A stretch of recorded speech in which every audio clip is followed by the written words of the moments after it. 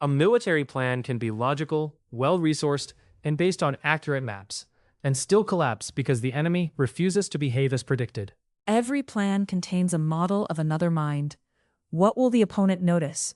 What will they fear? Which losses will they accept? Tim Short's The Unknown Enemy, Theory of Mind Errors in Military Decision-Making, examines the systematic psychological errors inside those predictions. The book is not arguing that psychology replaces logistics, weapons, terrain, doctrine, or intelligence. It adds an explanatory layer. Military histories often identify surprising decisions. Short asks why capable people repeatedly make certain kinds of surprise possible. Theory of mind is the capacity to predict and explain other people's behavior. In war, the task becomes adversarial.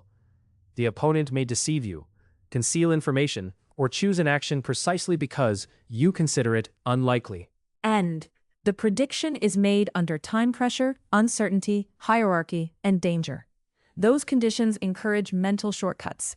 Cognitive biases are often useful shortcuts in ordinary life, but in a critical decision, they can generate a large, systematic error. Let's examine 3 cases: the Singapore strategy, Soviet preparations before Operation Barbarossa, and the Battle of the Bulge. The Singapore strategy, developed during the interwar period, Britain planned a naval base from which a major fleet could operate in eastern waters and deter or defeat Japanese aggression. The early plan rested on assumptions that did not initially look absurd: available British naval strength, usable forward facilities, manageable threats elsewhere, and time to reinforce the region. But the strategic environment changed. The prospect of simultaneous threats from Germany, Italy, and Japan became real. France fell. British planners recognized that a sufficiently powerful fleet could not be sent to the Far East. In other words, the original plan's foundations disappeared. Yet, elements of the plan survived. 2 capital ships, HMS Prince of Wales and HMS Repulse, were dispatched as Force Z and were sunk by Japanese aircraft. It would be easy to call the decision bad, only because we know the outcome. That would risk outcome bias. The stronger criticism is available before the sinking.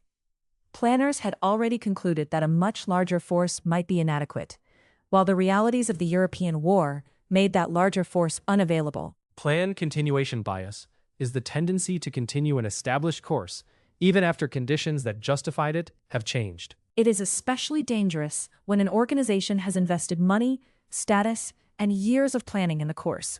The plan becomes part of institutional identity. Updating it can feel like admitting that the investment was wasted. The theory of mind failure is partly internal. Decision-makers do not predict their own organization's failure to optimize, so they do not build strong enough mechanisms for stopping. The lesson is not that plans are bad. It is that every plan needs explicit termination conditions, which changes would make this course no longer rational. In 1941, Stalin faced a difficult strategic picture. The Soviet Union was not ready for a war with Germany, and Britain remained the only major power actively fighting Hitler in Europe. Short identifies 2 entrenched Soviet beliefs. First, Britain might reach a separate peace with Germany, leaving the Soviet Union exposed. Second, Hitler would avoid attacking the Soviet Union while still fighting Britain, because a 2-front war was dangerously irrational. Both beliefs shaped the interpretation of new evidence. British warnings of German preparations could be discounted as an attempt to provoke a German-Soviet conflict. Evidence of invasion could be treated as pressure or deception. The extraordinary flight of Rudolf Hess to Scotland intensified suspicion that Britain and Germany might be arranging something behind Soviet backs. The point is not that suspicion had no basis. States deceive one another, and Britain had its own interests. The issue is that the beliefs became too resistant to contradictory information. Confirmation bias does not require a belief to be invented from nothing. It operates by making supporting evidence easy to accept, and disconfirming evidence unusually expensive. The resulting theory of mind error was to predict Hitler through a model of strategic rationality that he did not follow. And to predict British communication through a fixed model of capitalist hostility.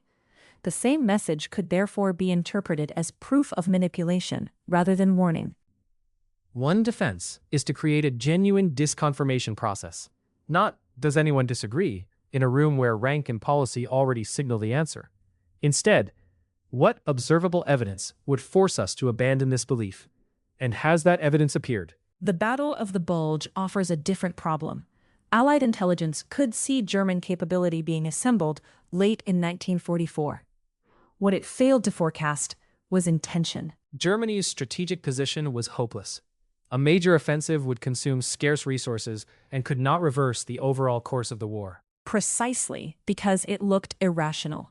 Allied analysts struggled to believe that Hitler would order it, or that the order would be executed.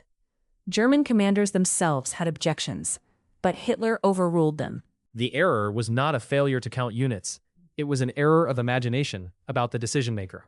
Egocentric bias encourages the assumption that another person will reason as we would.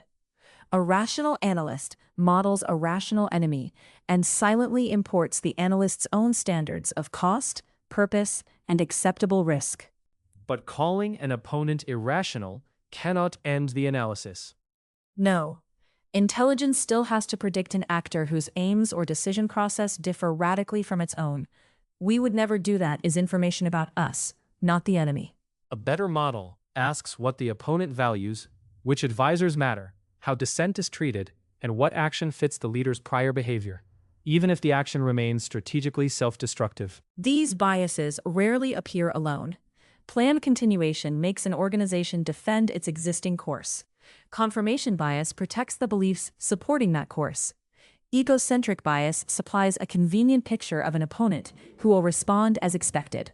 Optimism bias can then narrow the range of anticipated outcomes, while motivated reasoning makes the desired conclusion feel evidentially stronger. Hierarchy compounds the problem.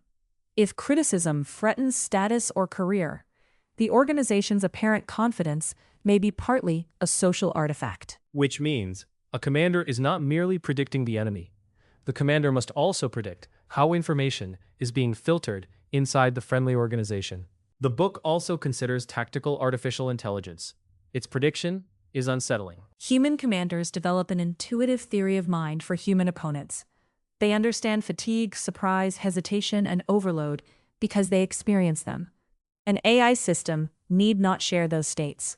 You might surprise it informationally, but not emotionally in the human sense. And overwhelming a human command structure with tempo may not overwhelm a system that can process far more inputs at machine speed. At the same time, an AI system may model human biases and exploit them. That produces an asymmetry. Humans try to predict a system that does not think like them. The system may be designed specifically to predict humans as biased organisms. We should add a qualification. Real AI systems can inherit errors from data, objectives, and design. The durable point is not that machines are perfectly rational. It is that assuming a non-human opponent shares human psychological limits is another egocentric mistake. What institutional practices follow from the book's analysis?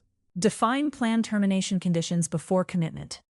Separate assessment of decision quality from knowledge of outcome. Require disconfirming evidence to be stated and tracked. Build opponent models from the opponent's incentives and history rather than one's own preferences. And make dissent operationally usable, not ceremonially permitted. Wargaming also needs care. If the opposing team thinks like the planners, it may merely rehearse the same egocentric assumptions. A useful red team has to be different in the relevant ways and empowered to act on that difference. The unknown enemy reframes military surprise. The unknown enemy is not only the force concealed across the map. It is the opponent distorted by our own expectations, rational when we are rational, cautious when we are cautious, and ready to stop when we would stop. Weapons and positions matter. So does the model of the mind directing them. The Unknown Enemy, Theory of Mind Errors in Military Decision-Making is by Tim Short. The book link is in the episode notes. This episode was produced with AI-assisted scripting and synthetic voices from Tim Short's original book. The transcript was checked against the source.